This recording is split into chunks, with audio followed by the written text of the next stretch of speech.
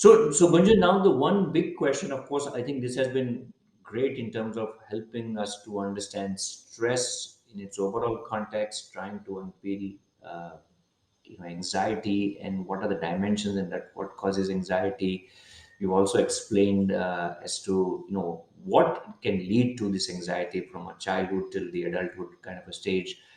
Now the big question, of course, is so whether you are a parent hearing to this or a new joinee in the company, a little nervous about what will happen as I begin my career, or even someone, as you said, who is traveling abroad or joining that Ivy League college or whatever. What can they do? One is to find out the anxiety, but to overcome it, right? In other words, how can we help them? What are the ways in which they can cope with this stress, or what can they do as a way for us to tackle this? So it's interesting that the answer is also in the Mm-hmm. questions we ask.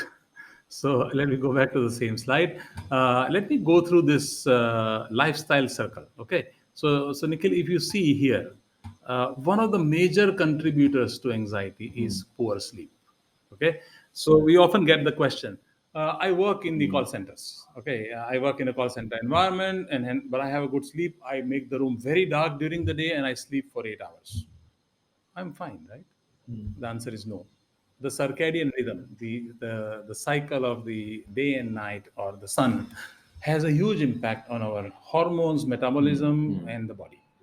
So, a quality sleep taken during the night between 10 p.m. and 6 or 7 a.m. of about 6.5 hours is necessary. So I have data not right now ready. However, when we look at people who have better quality sleep, even though they have many adverse childhood experiences, they come with less than expected levels of anxiety compared to those with high adverse experiences and very poor sleep. So, one takeaway is please identify how you can take at least 6.5 hours of continuous sleep, preferably in a dark environment, not in front of a TV or a light, artificial light, Right. specifically the blue light. So that is one major intervention that is built into our lifestyle that can have a huge impact. Now, obviously, when you look at Gen Z, and there is a research that says many of the Gen Z are on the phone for as long as 8 to 10 hours during the day and night, total 24 hours. So that means that time is taken away from physical activity, social activity, walking, meeting friends, and Right. going out, etc. So second element that can be necessary is physical activity. When you do certain amount of physical activity, you sleep well.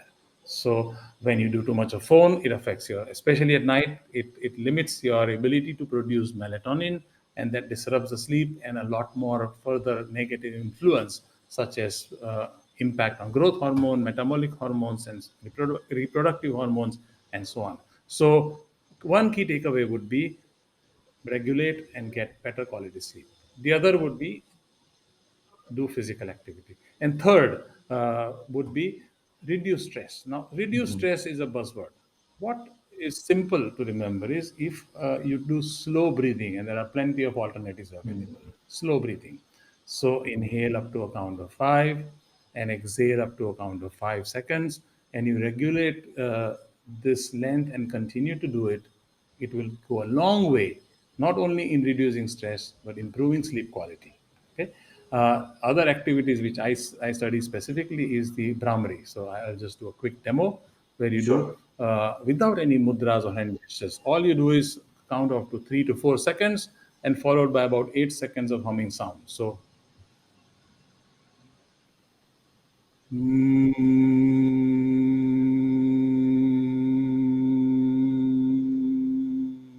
and you repeat this for about total of 20 minutes. Now you can break it down into 5 minutes several times during the day.